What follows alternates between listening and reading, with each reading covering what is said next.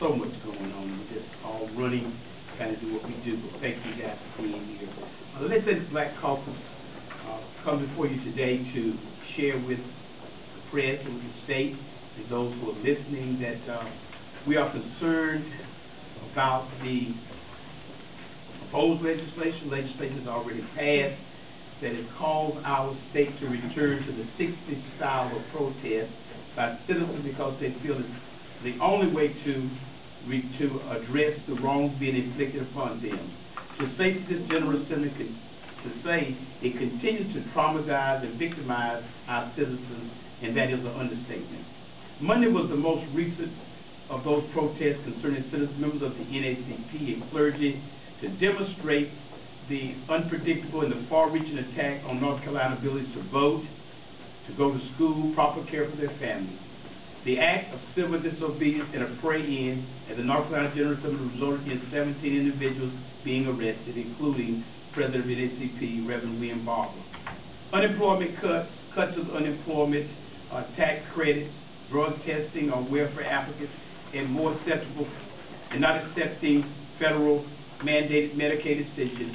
These are just a few of the issues that cause us unrest in everyone in North Carolina, whether they be Democrats or Republicans. The very idea that they would now want to consider allowing guns on college campuses and universities with the possibility of adding silencers to weapons of mass destruction is just unreal. The war on the poor has no color or political affiliation. It affects everyone, and we must stop it immediately. The people of North Carolina are petitioning the leadership of this General Assembly for change. I have talked to teachers, pastors, leaders, and the average citizens on the streets of North Carolina who feel that this General Assembly is insensitive with some of their policies to the citizens of the great state of North Carolina. The diversity of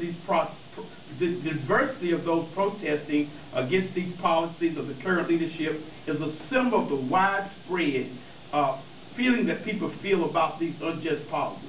Now we are beginning to see the early stages of a separation between the government and the people who are committed to serve. Having the power to oppress is not a sign to oppress. Oppression is a choice, just as uplift is a choice. We are standing on the edge of a cliff, and it is a sad thought knowing that this current legislative leadership, we may be pushed over the cliff. The attack on the poor, working class, and poor is a sign of a disconnect between the General Assembly and the people we serve in the state of North Carolina. In 1966, Governor Stafford wrote a book to address a simple question which was entitled, "But what about the people?" Governor Stafford's book highlighted the state's struggle to establish a self-renewing system of quality education, talked about what it means to the poverty of our children in the state, and the obligation to all of us to not forget about the forgotten children. But beyond education, we have to ask the question, but what about the people? We must ask this question when we consider whether we're going to expand Medicaid, cut benefits to the unemployed, cut teaching assistants, and not regulate water and turn back the rules on environment.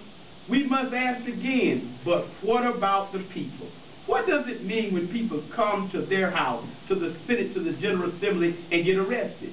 This is civil unrest, civil disobedience, nonviolence. When the people ask, what about issues that we think are important, we turn a keen ear to them. What about the question that people are asking of leadership? Why is it if I come to your General Assembly that you feel compelled to arrest me?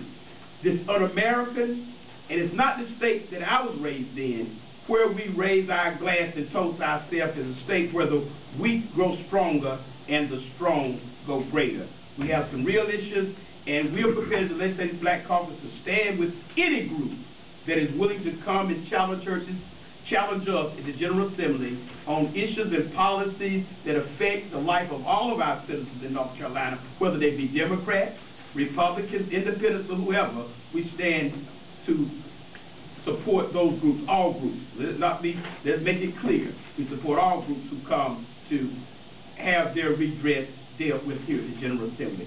We have some presenters who want to share with us some reasons why our citizens are beginning to rise up and come to this General Assembly to address us. First, we will have